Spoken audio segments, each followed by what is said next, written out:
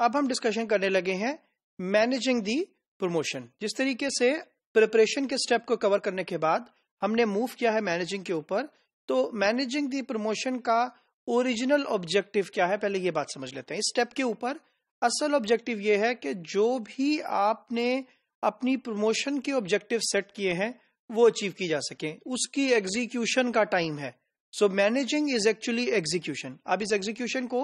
दो हिस्सों में नॉर्मली हम बांट लेते हैं, नॉर्मली दो हिस्सों में डिस्ट्रीब्यूट कर देते हैं, first day of promotion and then remaining days of the promotion, which means rest of the days of the promotion. उन दोनों को हम प्रॉपरली किस तरीके से मैनेज करेंगे, because first day is always more impactful on the customer. Customer बिल्कुल नया नया उसके लिए प्रमोशन होती है, तो हो सकता है मोर कस्टमर फ्लो हो, बहुत ज्यादा विजिट्स हो, बहुत ज्यादा कस्टमर इंक्वायरीज हो, तो फर्स्ट डे को सेपरेटली मैनेज किया जाता है और रिमेनिंग डेज को ऊपर एक सेपरेट स्ट्रैटेजी रखी जाती है। तो आपने while managing the promotion you need to see कि all my objectives of the promotions are met and ultimately objective ये है कि सेल्स जनरेट हो सके, टर्नओवर जनरेट हो सके, कस्टमर सेटिस्फाई हो सके और रिटेलर अपने लिए मार्जिन, कस्टमर लॉयल्टी, इस तरह की सारी चीजें अर्न कर सके जो कि उसका अल्टीमेटली ऑब्जेक्टिव है। सो जब हम इसको डिस्कशन करते हैं तो ये आता है कि you need to master all complex activities during a promotion period. बेशक वो फर्स्ट डे के ऊपर हो या वो ड्यूरिंग द प्रमोशन हो, इन अ मैनर जो गारंटी कर सके कस्टमर के सेटिस्फेक्शन को, जो गारंटी कर सके कस्टमर की लॉयल्टी को, जो गारंटी कर सके कस्टमर की ग्रेटिफिकेशन को। सो जब हम बात करेंगे मैनेजिंग द प्रमोशन की, तो हमें वो तमाम एक्टिविटीज को परफॉर्म करना है इन एक्चुअल, जो कि आपके कस्टमर को मुतमईन कर सकें और एज ए रिटेलर आपके प्रमोशनल ऑब्जेक्टिव्स को अचीव कर सकें। तो जब हम बात करेंगे फर्स्ट डे ऑफ प्रमोशन की, तो सबसे पहले फर्स्ट डे ऑफ प्रमोशन में the first impression, it is actually first impression counts.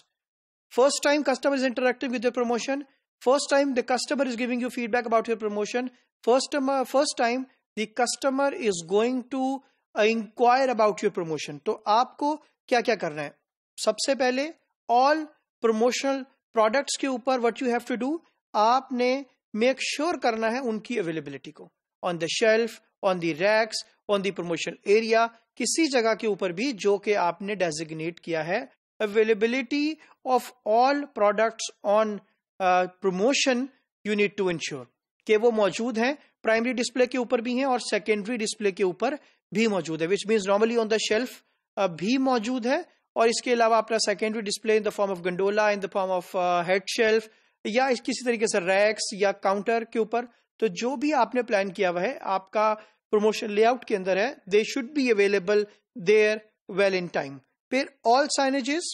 They are present and they are correct as well. So बहुत इंपॉर्टेंट बात है, क्योंकि आपने एक प्रोडक्ट को डिस्प्ले कर दिया है, अब जो उसके ऊपर signage है, you need to ensure that signage should be very much there and that signage should be correct as well. No mistake of product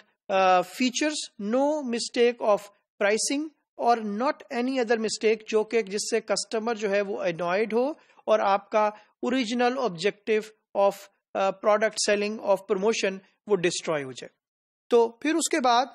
powerful presentation के कॉन्सेप्ट के ऊपर आपने काम करना है, मैस मर्चेंडाइजिंग के कॉन्सेप्ट के ऊपर काम करना है। ऑब्जेक्टिव ये है कि जितनी मैसिफिकेशन क्रिएट कर सकेंगे, जितना बल्क डिस्प्ले क्रिएट कर सकेंगे, उतना ज्यादा कस्टमर अट्रैक्टेड होगा आपकी ऑफर्स के ऊपर, आपकी प्रमोशन के ऊपर, और उसको जो फीलिंग आएगी वो ये आएगी कि now this is something big which is coming. तो आप कई प्रोडक्ट सेल्स को ये बहुत इंकरेज करता है मैस मर्चेंडाइजिंग, और ऑफ कोर्स इसका रिजल्ट्स भी बहुत ज्यादा पॉजिटिव ऑब्जर्व किए गए हैं तमाम रिटेल स्टोर्स की प्रैक्टिसेस के अंदर कि if the product has been displayed in a mass merchandising format, ultimately the results are always high, results are always big.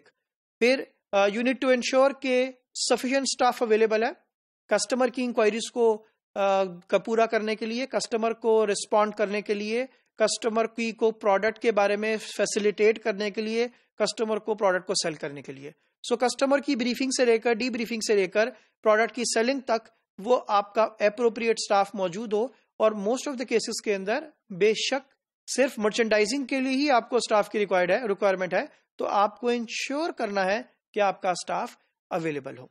इसके फौरन बाद आपने देख लिया कि फर्स्ट डे के ऊपर आपने एक इंप्रेशन क्रिएट कर लिया है। अब रिमेनिंग डेज के ऊपर what you are going to do. तो सबसे पहला काम जो आप रिमेनिंग डेज के अंदर करते हैं, that you need to maintain the standard जो आपने पहले दिन सेट किया था, और you need to increase that standard. So जो भी आपने क्वालिटी का स्टैंडर्ड, जो भी आपने प्रोडक्ट का स्टैंडर्ड, जो भी आपने सर्विसेज का स्टैंडर्ड सेट किया है, आपको इंश्योर करना है कि मैं उस स्टैंडर्ड को हाई रखूं, उस स्टैंडर्ड को मेंटेन रखूं, ताकि कस्टमर जो है बेशक वो फर्स्ट डे आए या बेशक वो remaining days of the promotion में आए, उसको कोई भी डिफरेंस फील ना हो। और इमेजिन एक कस्टमर फर्स्ट डे आता है और फिर एक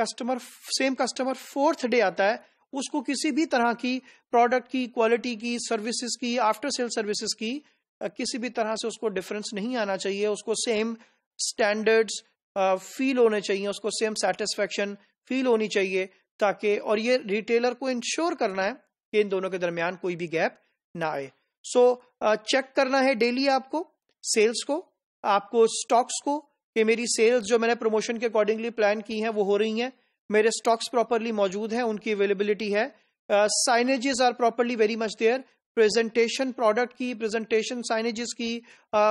तकरीबन एप्रोप्रिएट तरीके से वहां की गई है। और फिर प्रोडक्ट की अवेलेबिलिटी की मैंने बात की कि वो इंश्योर करनी है कि वो वहां मौजूद हो, प्राइमरी डिस्प्ले के अंदर भी एंड सेकेंडरी डिस्प्ले के अंदर भी। फिर इसके बाद आपने क्या देखना है, if results differ from the forecast, तो आपको क्या करना है, क्योंकि आपको पता लग रहा है कि मैंने if I forecasted let's say 100 units will be selling on daily basis, तो आपको एक्चुअल रिजल्ट सामने आ रहे हैं। आपने क्या करना है, आपने फौरन देखना है अगर कोई डिफरेंस आ रहा है इन दी फोरकास्ट ऑफ वर्सेस एक्चुअल, तो आपको इंडिविजुअल कम्युनिकेशन को इंप्रूव करना है।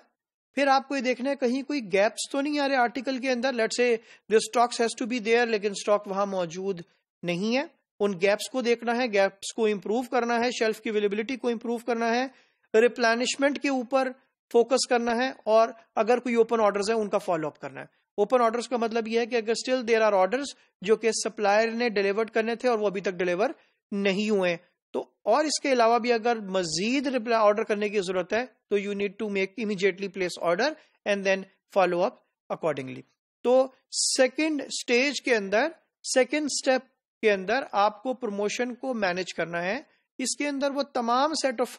कॉम्प्लेक्स एक्टिविटीज हैं कि जिसके अंदर actually because it is a time of happening, तो आप एक्चुअली कस्टमर से इंटरेक्ट कर रहे होते हैं। तो आपको इंश्योर करना है first day, second day, third day, fourth day और एनी डे ऑफ प्रमोशन कि आप उसको उसी स्पिरिट के साथ, उसी एनर्जी लेवल के साथ, उसी पैशन के साथ कंडक्ट कर सकें, ताकि आप अपने सेट ऑब्जेक्टिव्स को अचीव कर लें।